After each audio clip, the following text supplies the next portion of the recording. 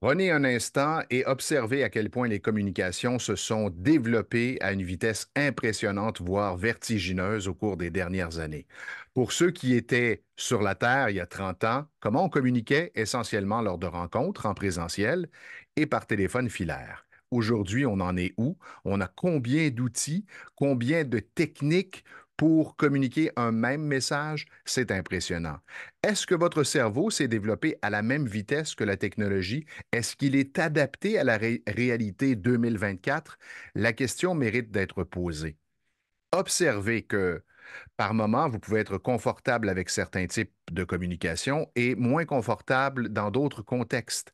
J'ai des clients qui sont à l'aise à parler en public, en présentiel, mais inconfortables en virtuel. Pour d'autres, c'est l'inverse et pour certains, dans les deux cas, ils ne sont pas du tout à l'aise.